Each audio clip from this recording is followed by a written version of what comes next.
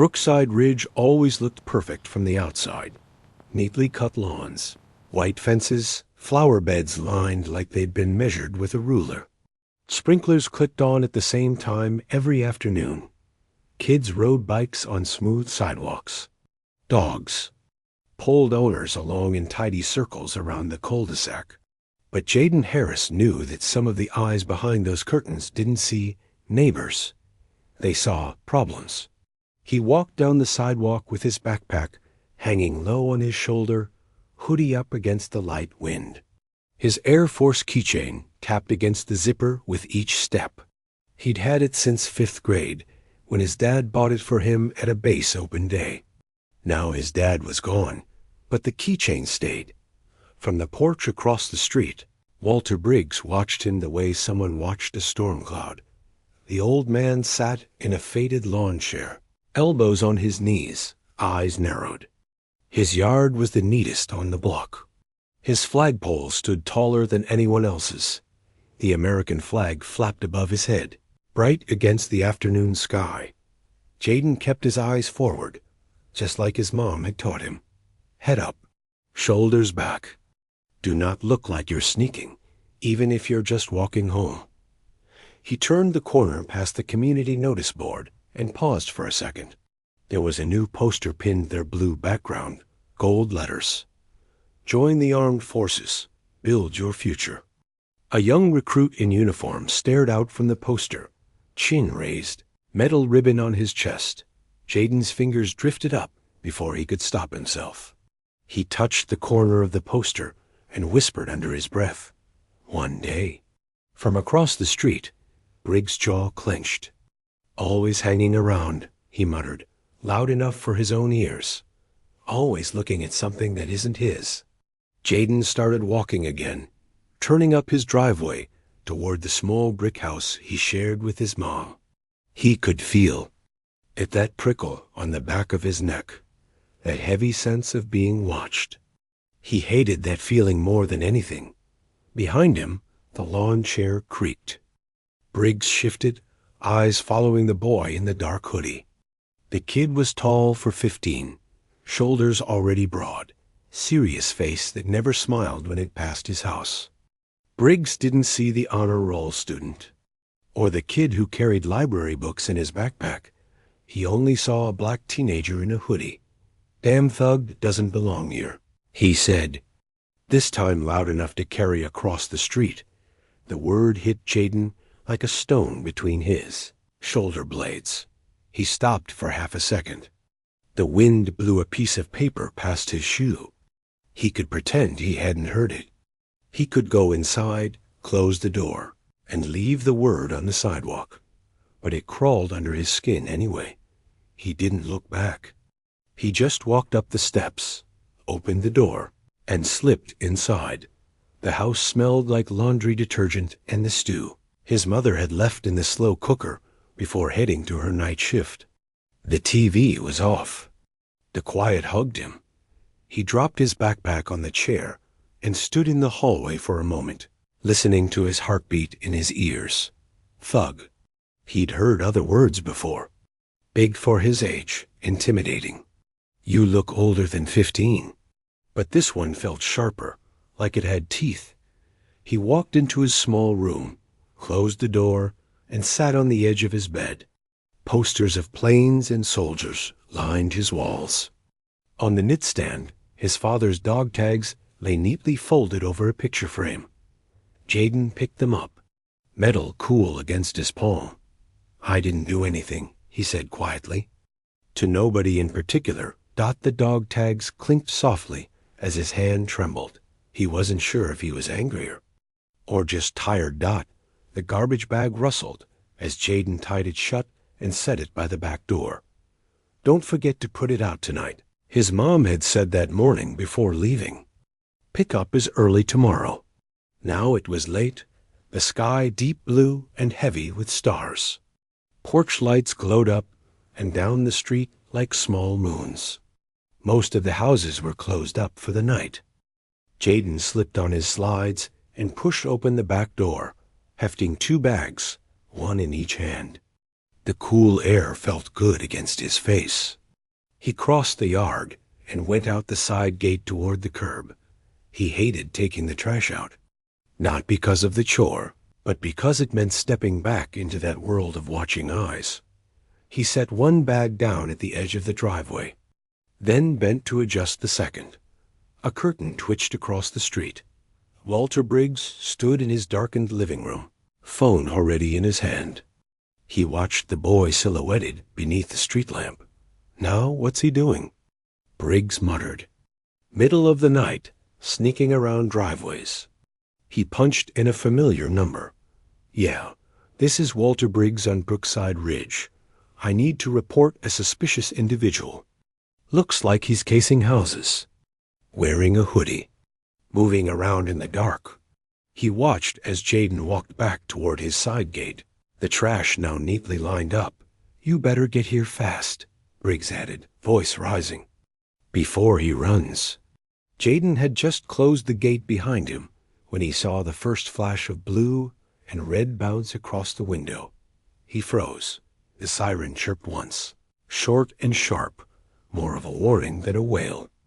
A police SUV rolled slowly down the street and stopped in front of his house, headlights flooding the yard with harsh white light. Jaden's chest tightened. The back door opened a crack. Jaden? His mother's sleepy voice called. Everything okay? I think the police are here, he said, throat dry. What? Dana pushed the door open, stepping out in her scrub pants and old t-shirt, hair tied up with a scarf. The light from inside framed her as the officer stepped out of the SUV. Evening, Officer Daniels said, one hand resting near his radio. We got a call about a suspicious person. Jaden swallowed hard and forced his hands to stay at his sides, fingers open. His brain screamed, don't reach into your pockets. What person? Donna asked, confusion crossing her face. Officer Daniels flicked his eyes toward Jaden. Caller said they saw a male in a hoodie moving around the driveways. Just want to make sure everything's okay. Jaden lifted his chin a little. I was just putting out the trash. His voice shook more than he wanted it to. Officer Daniels looked down at the two black bags by the curb. He sighed quietly. Sir? A voice called from across the street. Briggs was on his porch again, arms folded, self-satisfaction written across his face. That's him, Briggs said. He was out here sneaking around. I told you, I've got to keep an eye on these kids before something happens. Before what happens? Donna shot back, stepping forward. He lives here. He is my son. He's taking out our garbage. Briggs shrugged. All I saw was some kid in a hoodie creeping around houses. You people bring trouble. I'm not going to wait until one of us gets robbed. The words you people hung in the air like smoke. Officer Daniels' jaw tightened for a second. He glanced between them, a black mother in house clothes, a tall teenager in a hoodie, an older white man with a flag waving above him. Daniels cleared his throat. Ma'am, is your son supposed to be out here? Yes, Dana said, voice firm now. My son is supposed to take the trash out. That's what kids do when they help in the house. Jaden felt naked under all the eyes peeking through blinds. His throat burned. He wished the ground would just open up and swallow him. Daniels nodded slowly. Okay, I see that everything is fine here. Mr. Briggs, next time maybe just observe a little longer before calling in.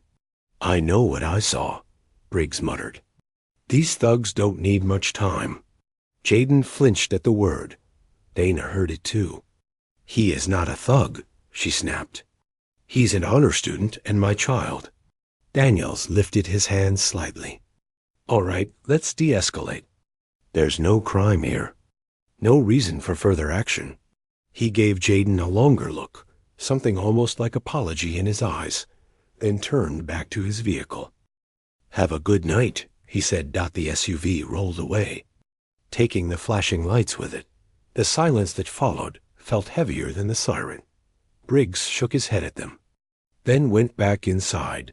Door slamming shut.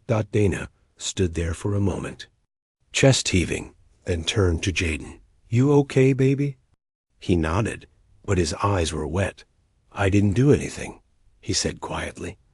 Dana's face softened. She pulled him into a hug, his head dropping onto her shoulder. I know, she whispered. I know you didn't. Sometimes people see what they want to see, not what's true. He pulled back, blinking fast. Why does he hate me? I never even talked to him. She sighed, looking older in the porch light. Some people were raised on fear instead of facts. They're scared of anyone who doesn't look like them. That fear turns into hate. She cupped his face in her hands. But listen to me, Jay. His hate doesn't define you. You hear me? You are not what he calls you. You're my son. You're smart, you're kind, and your father would be proud of you. Jaden's gaze slid toward the Briggs house.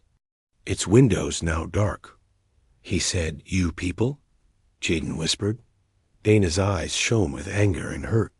Yeah, I heard him. She rubbed his shoulder. Come inside. We'll talk.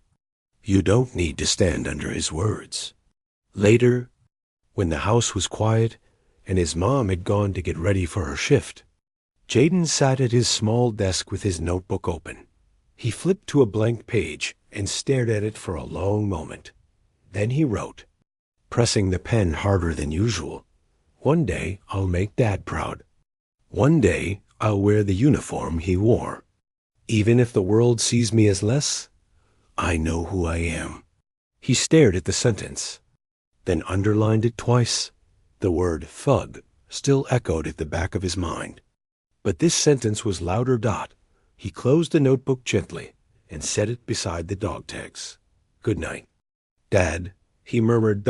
He turned off the light, crawled into bed, and lay staring at the ceiling.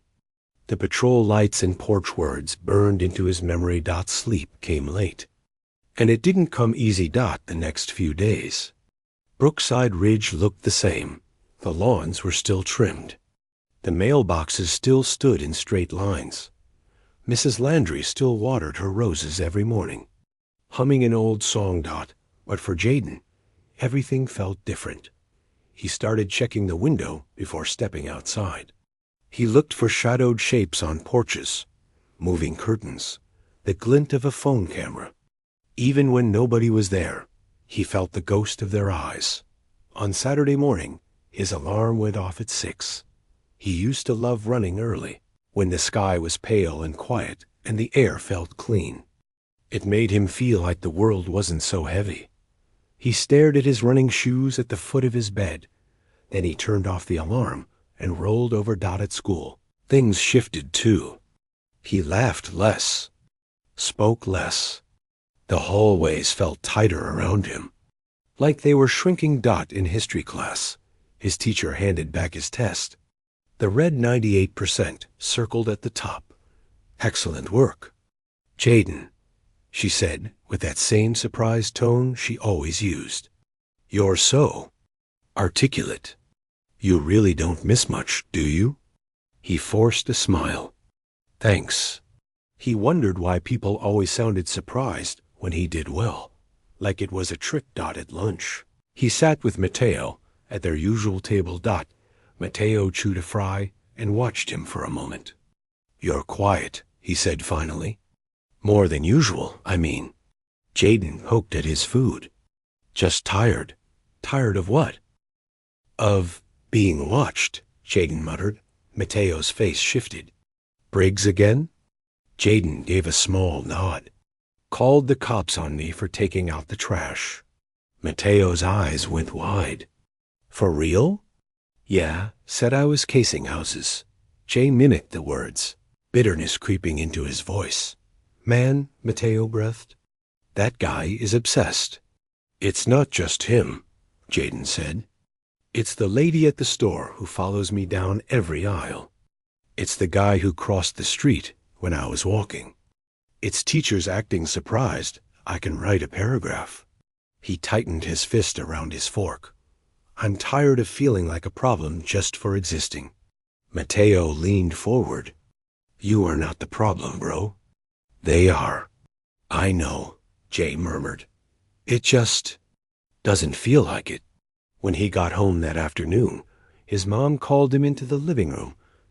She sat on the couch with a worn wooden box on the coffee table. What's that? He asked, dropping his backpack. Dana smiled sadly. Something I should have brought out sooner. She opened the box. Inside lay his father's dog tags, folded letters, an old photo of a young black man in a military uniform, standing tall, grinning, arm around a younger Dana. Your father was about your age when he started talking about enlistment, she said softly.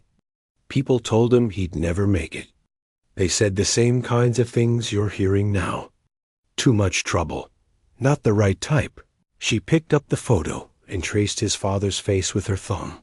He didn't let their words decide his future. He pushed. He trained. He worked harder than they ever expected. When he put this uniform on, she smiled through the tears in her eyes. Nobody could take that away from him. She handed the photo to Jaden. He believed you'd do something just as strong one day, she said. Not because of what people call you, but because of who you really are. Jaden looked at his dad's smile, the crisp uniform, the pride in his eyes. He looks happy, Jaden said quietly. He was, Dana replied. Even when the world tried to drag him down, he stood tall. He didn't pretend racism wasn't real. He just refused to let it decide who he was. She placed the dog tags in Jaden's palm again. Stand tall, baby, she said. Even when they tried to cut you down. He closed his fingers around the metal, feeling the edges bite into his skin. Mom? Yeah? Do you ever get tired of fighting this? She leaned back, sighing. Every day. But then I look at you, and I remember what I'm fighting for. Later that week, he was walking back from the mailbox when he heard a wavering voice call his name. Jaden, dear. Come here a minute. Mrs. Landry stood at the edge of her yard, cardigan buttoned crooked, hose forgotten in the grass. He walked over, forcing a small smile. Hey, Mrs. Landry. I made too many cookies, she said, holding up a small container. And I can't eat them all without my doctor yelling at me. He laughed, some of the tightness in his chest loosening. I can help with that. I was hoping you'd say that, she grinned, pressing the container into his hands. Then her expression softened. I saw what happened with the police the other night. Jaden's shoulders tensed. Yeah, that. She reached out and patted his hand. I've lived here a long time, you know. I've seen good people treated badly for no good reason. You are not the problem, sweetheart. That man across the street is carrying things he never dealt with. That's not your burden to carry. He swallowed. Feels like it sometimes. I know. Her eyes misted. But some of us see you. The real you. Don't you ever forget that. He nodded, throat thick. Thank you. That night, after his homework was done and the house had quieted, Jaden stood in his small room and looked at himself in the mirror. The boy staring back at him wore a plain t-shirt and sweatpants. Wide shoulders. Dark eyes. Tired expression. Was this what Briggs saw when he said, thug? Jaden glanced at the floor. His dad's dog tags lay next to his sneakers. He picked them up, tucked them into his shirt, and then pulled on his running shoes. He stepped out quietly, listening for any sound from Briggs' porch. The street was empty, only the soft glow of street lamps and the hum of distant traffic.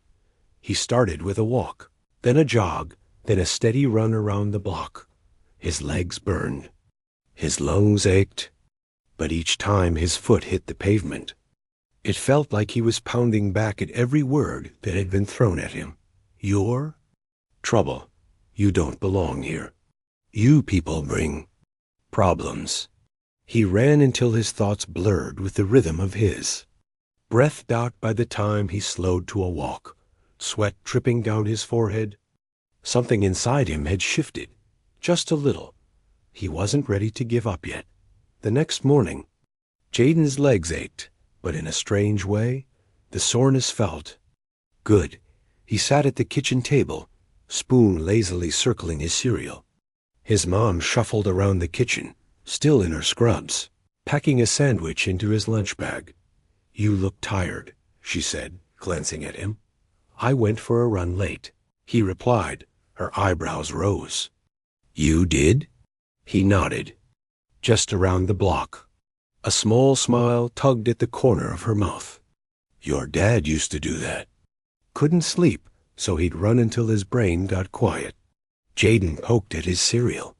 "Mine never gets quiet." She leaned down and kissed the top of his head. "It will, or maybe it won't, but you'll learn how to carry it. One step at a time." At school, an announcement crackled over the loudspeaker during homeroom. "Attention students, Junior ROTC sign-ups are now open for next semester. If you're interested in leadership, discipline, and future military pathways, please see Sergeant Miller in room 214 after school." Jaden's head snapped up. Junior ROTC. His heart started beating a little faster. Mateo nudged his arm. "Yo, that sounds like your thing." "Maybe," Jaden said, trying to sound casual. "I mean, I've thought about it." "You've done more than think," Mateo replied. "You've got like manuals and books and stuff." Jaden shrugged, but he couldn't hide the small spark in his eyes. After the final bell, he found himself standing outside room 214, fingers tapping against the door frame. Inside, a man in a pressed polo and military-style pants was organizing papers. Gray at his temples, sharp eyes, calm energy. He looked up. "You hear about JROTC?"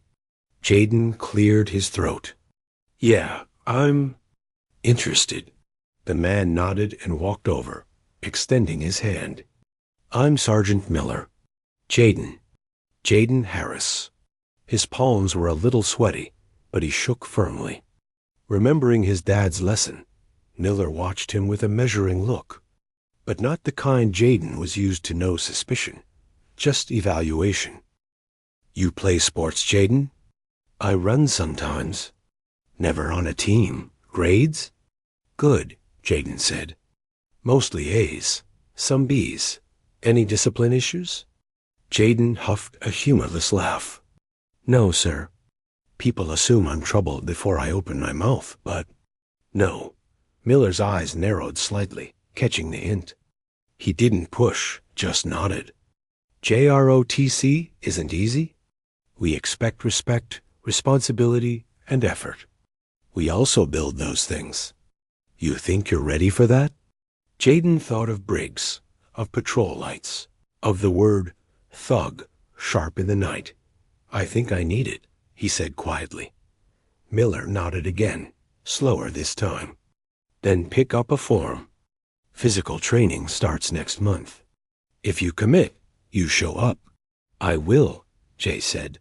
On the bus ride home, he turned the permission slip over and over in his hands. He imagined himself in uniform, marching in lines, learning commands, earning ribbons. He imagined his father looking at him with that proud smile from the old photo. When he stepped off the bus, Briggs was in his usual spot. The old man's eyes followed Jaden as he walked by. Permission form tucked inside his backpack. "Don't you have anywhere else to loiter?" Briggs called, voice dripping with contempt. Jaden's steps faltered for a second. He could feel the words rising in his chest, hot and sharp. Something inside him wanted to spin around and scream, "I live here." Wanted to ask why taking out the trash and walking home made him a threat, but he remembered his mother's tired face, his father's dog tags, Sergeant Miller's steady eyes. He swallowed it down. "I'm just going home," Jaden said, forcing his voice to stay calm. "Yeah, well, go there faster," Briggs snapped. "We don't need your kind hanging on corners." Jaden walked away. pulse pounding. He didn't see the curtain move 2 houses down. Mrs. Landry stood there, lips pressed thin, watching. That night, Jaden spread the JROTC form on the kitchen table. "Mom, can we talk about something?" he asked. Dana dropped her keys in the bowl and kicked off her shoes. "If it's about me making meatloaf again, the answer is yes, and I'm sorry." He cracked a smile despite himself. "It's not that." She walked over and glanced at the paper. "Junior ROTC?" He nodded. "Sergeant Miller said I should sign up. It's kind of like a start toward the military." Her eyes softened and hardened at the same time. "Oh, Jay, you said Dad believed I'd do something strong someday," he said. "This could be it. I want discipline. I want structure. I want to feel like I'm going somewhere that isn't just being watched all the time." She pulled out a chair and sat down, rubbing her forehead. "ROTC is serious. Early mornings. Physical training. Grades still matter. I can do it," he said quickly. "I've already been running more. I'm ready to work." She studied him, really looked at him.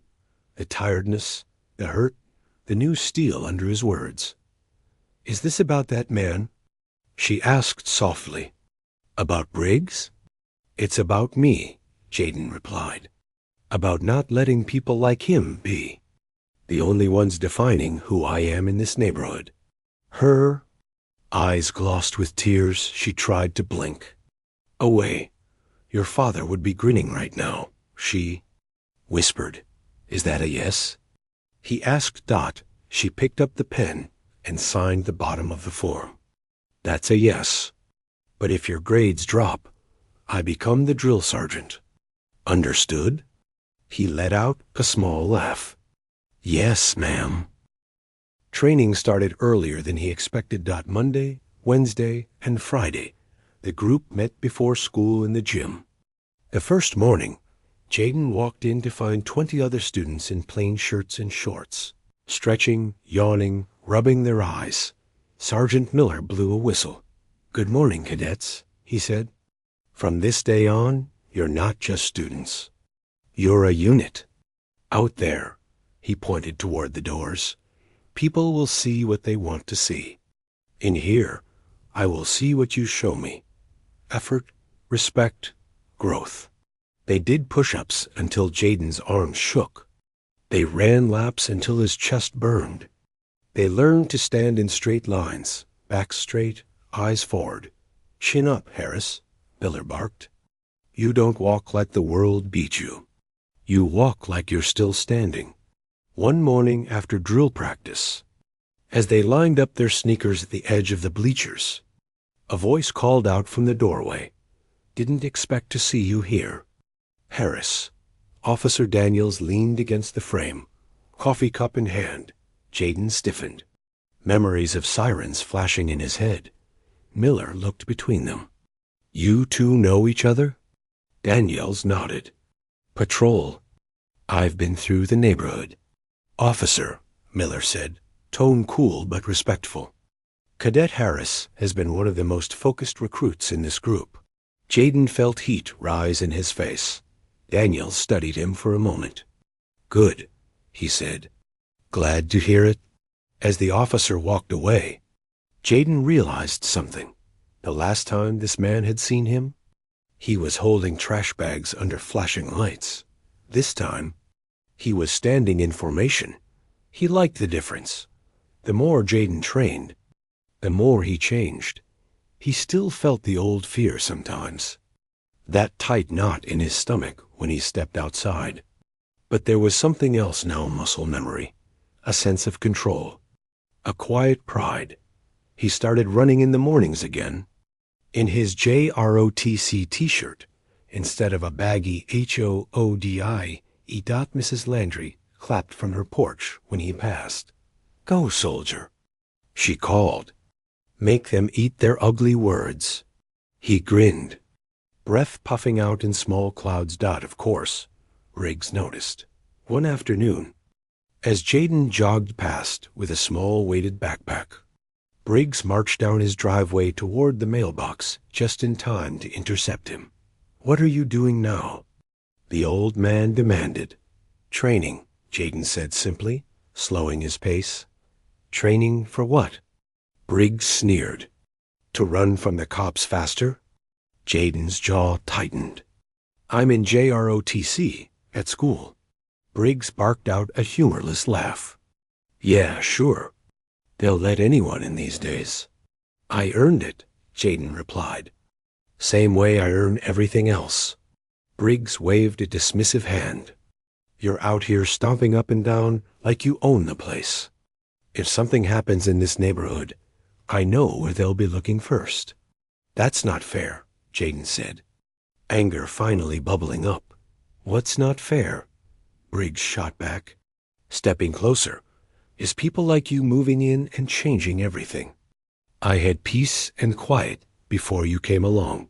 Jaden took a step back, not from fear, but to keep from saying something he couldn't take back.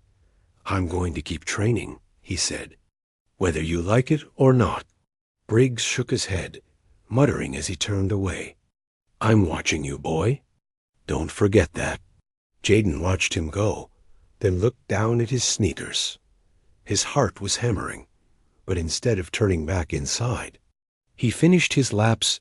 Every insult, every threat, every sideways look pressed itself into the pavement under his feet.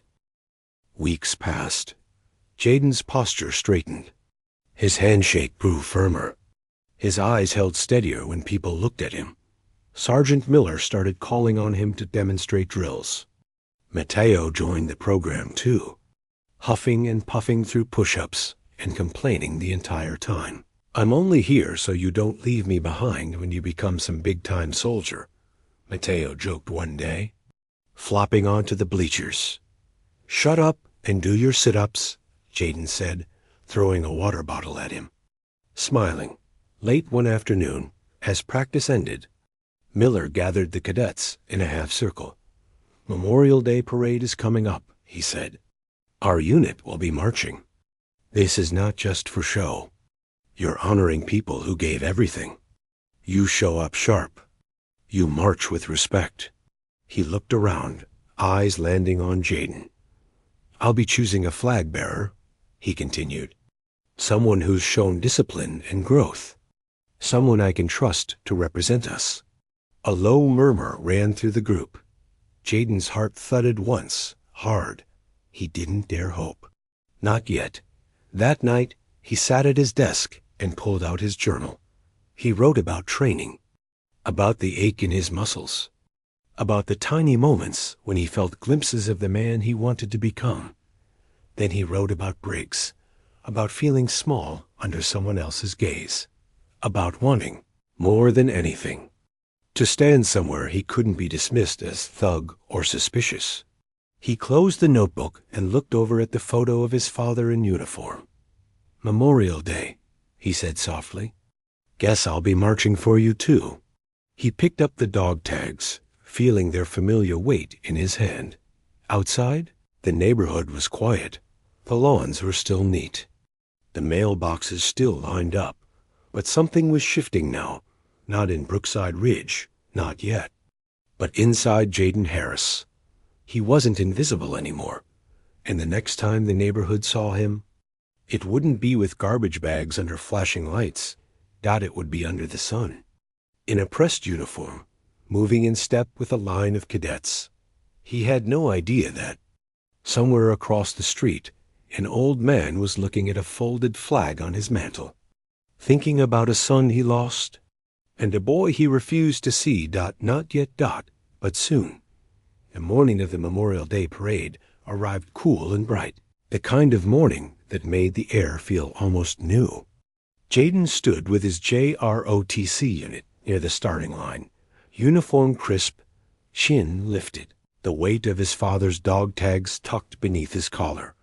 Sergeant Miller walked up the row, stopping in front of him. "Cadet Harris," he said, voice firm but proud.